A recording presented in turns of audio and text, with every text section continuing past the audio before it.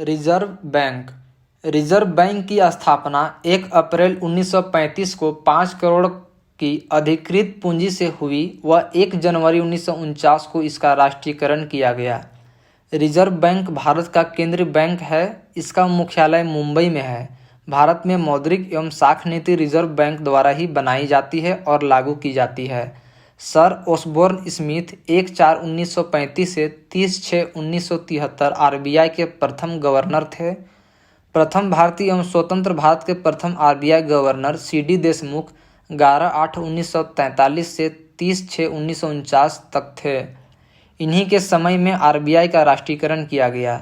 बैंकों के राष्ट्रीयकरण के समय एल.के. झा आरबीआई के गवर्नर थे। हिल्टन यंग आयोग पहला आयोग तथा जिसने केंद्रीय बैंक के रूप में reserve bank of India RBI की संस्तुति की थी। भारतीय रिजर्व बैंक का लेखा एक वर्ष जुलाई से 30 जून है।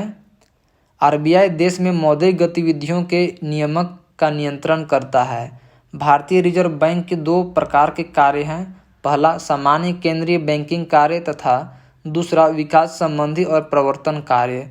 सामान्य केंद्रीय बैंकिंग कार्य के अधीन आरबीआई के द्वारा निम्न कार्य किए जाते हैं। पहला करेंसी नोटों का निर्गमन, दूसरा सरकारी बैंकर का काम, तीसरा बैंकों के बैंक का काम, चौथा विदेशी विनिमय को नियंत्रित करना, पांचवा साख नियंत्रण एवं छठा आंकड़ों का संग्रहण और प्रकाशन।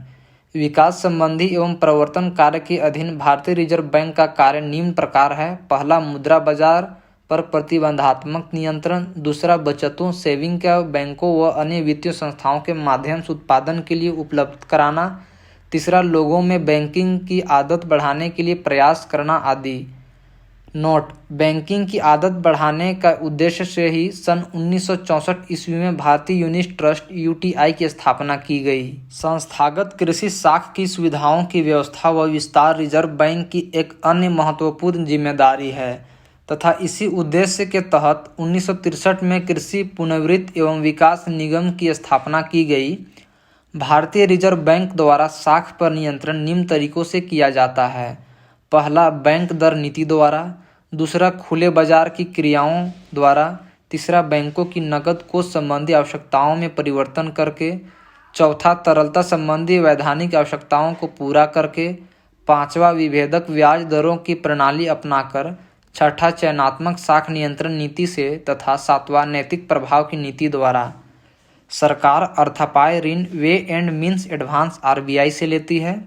आरबीआई के द्वारा नकद कोष अनुपात में कमी करने से साख सृजन में वृद्धि होती है। नियत न्यूनतम आरक्षण प्रणाली के अंतर्गत आरबीआई करेंसी नोट जारी करता है। भारत में नोट निर्गमन हेतु न्यूनतम कोष प्रणाली प्रचलन में है जिसे 1957 में अपनाया गया।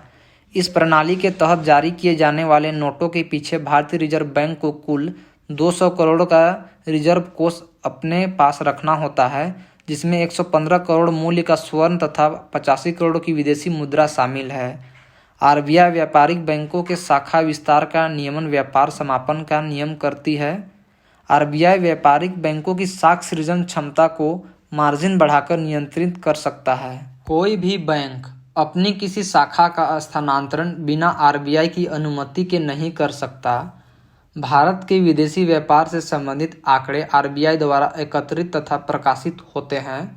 आरबीआई तरलता प्रबंधन के अंतर्गत मंदी की स्थिति में अर्थव्यवस्था में तरलता बढ़ाने के लिए रिपो तथा रिवर्स रिपो की दर से कमी करता है तथा स्फीति को नियंत्रित करने के लिए दोनों दरों में वृद्धि करता है, जिससे तरलता में कमी आए। आरबीआई की खुला बाजार कार्यवाही का अर्थ है सरकारी बांडों का क्रय और विक्रय।